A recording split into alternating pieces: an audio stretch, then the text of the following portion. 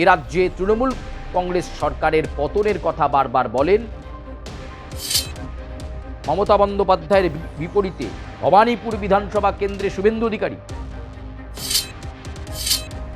ভবানীপুর বিধানসভা কেন্দ্রের অন্তর্গত 2 থেকে 3টে যে ওয়ার্ড, সেখানে কিন্তু ভারতীয় জনতা পার্টি লিড নেয়।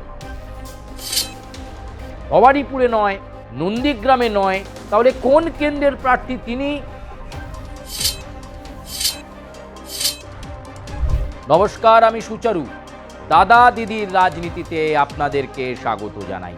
আর দাদা দিদির রাজনীতির আজকের প্ল্যাটফর্মে আজকে যে প্রতিবেদন আমরা সামনে রাখবো, নির্বাচন কেন্দ্রিক প্রতিবেদন।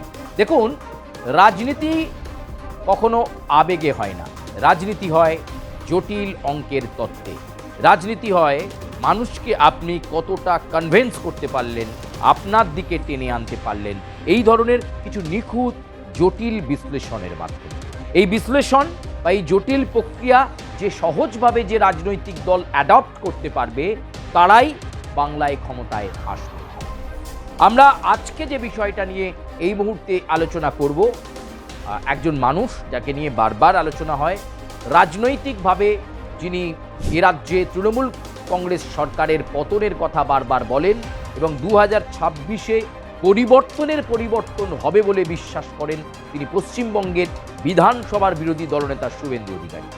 বারবার তিনি জল্পনা বাড়িয়েছেন। নন্দীগ্রামের এই বিধায়ক যখনই কোথাও যান, তার বক্তব্যে বলেন তিনি রাজ্যের মুখ্যমন্ত্রীকে পরাজিত করেছেন, কম্পার্টমেন্টাল চিফ মিনিস্টার মুখ্যমন্ত্রী। এই কথা শুভেন্দু অধিকারী বারবার বলেন, কারণ নন্দীগ্রামে মমতা বন্দ্যোপাধ্যায়কে পরাজিত করেছিলেন শুভেন্দু। সেই শুভেন্দু এবার জল্পনা বাড়িয়েছেন। ভবানীপুরে বারবার তিনি মিটিং করছেন, মিছিল করছেন, প্রচার করছেন, জল্পনা তুঙ্গে। তাহলে কি ভবানীপুর কেন্দ্রে শুভেন্দু অধিকারী দাঁড়াবেন? তাহলে কি এবার মমতা বন্দ্যোপাধ্যায়ের বিপরীতে ভবানীপুর বিধানসভা কেন্দ্রে শুভেন্দু অধিকারী? তৃণমূল কিন্তু এই বিষয়টাকে হালকা একেবারেই নিচ্ছে না। ইতিমধ্যেই মমতা বন্দ্যোপাধ্যায় ওই ভবানীপুরের বিভিন্ন ওয়ার্ডের যারা পৌর প্রতিনিধি রয়েছে, যারা কাউন্সিলর রয়েছে, তাদেরকে নিয়ে বৈঠক করেছেন। স্পষ্ট ভাষায় দলনেত্রী মমতা বন্দ্যোপাধ্যায় তৃণমূল কংগ্রেসের কাউন্সিলর, ওয়ার্ড প্রেসিডেন্টদেরকে জানিয়ে দিয়েছেন যে ভবানীপুর নির্বাচন এবার প্রেসিডেন্টের যারা রয়েছে এই ওয়ার্ডের বা কাউন্সিলর রয়েছে, তাদের কাছে প্রেস্টিজ ফাইল। কারণ এই কেন্দ্র যেন কোনোভাবেই বিরোধী শক্তির হাতে না যায় এবং এই কেন্দ্রে এবার মার্জিন বাড়াতে হবে। সাম্প্রতিকতম সময় নির্বাচন বা লোকসভা নির্বাচনের নিরিখ বা বিভিন্ন সময়কে ব্যাখ্যা করলে দেখা যায় ভবানীপুর বিধানসভা কেন্দ্রের অন্তর্গত 2 থেকে 3টে যে ওয়ার্ড, সেখানে কিন্তু ভারতীয় জনতা পার্টি লিড নেয়। ফলে এখান থেকেই চিন্তার ভাঁজ তৃণমূলের, তাই আগাম সতর্ক তারা। কিন্তু জল্পনা বাড়িয়ে যেটা জানা যাচ্ছে, জল্পনা বাড়িয়ে রেখেছেন শুভেন্দু অধিকারী, কিন্তু তিনি কলকাতায় কোনো আসনে নয়, তিনি আবার সেই জেলাতেই লড়তে চলেছেন বলে আমাদের কাছে সেই তথ্য এসে পৌঁছচ্ছে।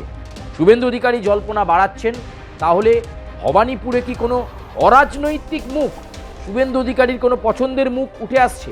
সেই নিয়ে বিশ্লেষণে না হয় আমরা অন্য দিন যাব। কিন্তু শুভেন্দু অধিকারী কোন কেন্দ্রে লড়ছেন? তাহলে কি নন্দীগ্রাম বিধানসভা কেন্দ্র থেকেই আবার প্রতিদ্বন্দ্বিতা করবেন শুভেন্দু অধিকারী, যেখানে তার ভাইপো দেবদীপ অধিকারীর কথা শোনা যাচ্ছে এবং ভাইপোকে নন্দীগ্রাম আসনে লড়াই করতে পাঠাতে পারেন শুভেন্দু অধিকারী? তাহলে নিজে তিনি কোন কেন্দ্রে লড়বেন? যদি তাকে মুখ্যমন্ত্রীর মুখ করে ভারতীয় জনতা পার্টি এগোয়, তাহলে শুভেন্দু অধিকারী কোন কেন্দ্র থেকে লড়বেন? ভবানীপুরে নয়, নন্দীগ্রামে নয়, তাহলে কোন কেন্দ্রের প্রার্থী তিনি এবং কোন কেন্দ্র থেকে প্রতিদ্বন্দ্বিতা করে জয় নিশ্চিত করবেন শুভেন্দু অধিকারী?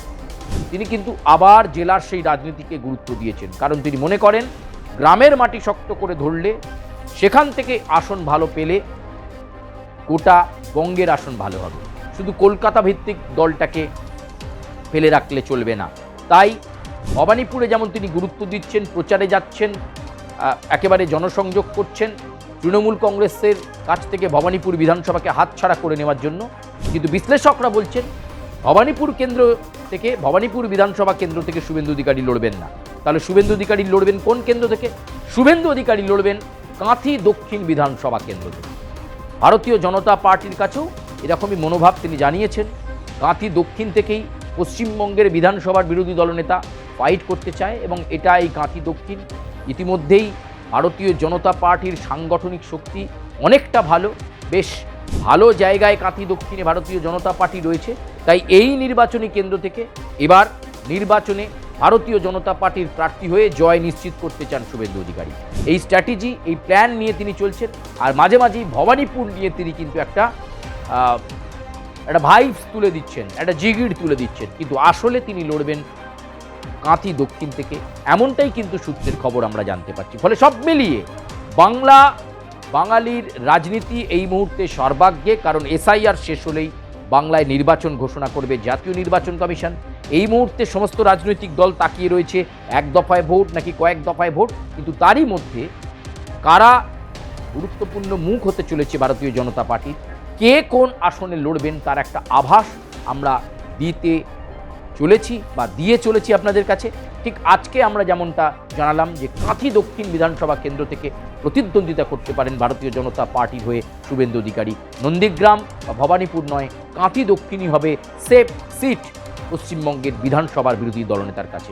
প্রিয় দর্শক বন্ধু, আজকের মতো দাদা দিদির রাজনীতির এই প্রতিবেদন এই পর্যন্তই। তবে আপনাদের সঙ্গে যেমন দেখা হচ্ছে, দাদা দিদির রাজনীতির প্ল্যাটফর্মে আপনারা যেরকম ধৈর্য ধরে চোখ রেখেছেন, বিশ্লেষণ শুনছেন, সমীকরণ দেখছেন এবং আমাদের নিখুঁত বিশ্লেষণ আপনাদের কেমন লাগছে আপনারা আপনাদের মন্তব্য করবেন, বেল আইকনে সাবস্ক্রাইব করবেন এবং বেল আইকনে প্রেস করবেন, লাইক দেবেন এবং অবশ্যই কী ধরনের প্রতিবেদন আপনারা দেখতে চাইছেন আমাদেরকে মতামত আকারে জানাবেন।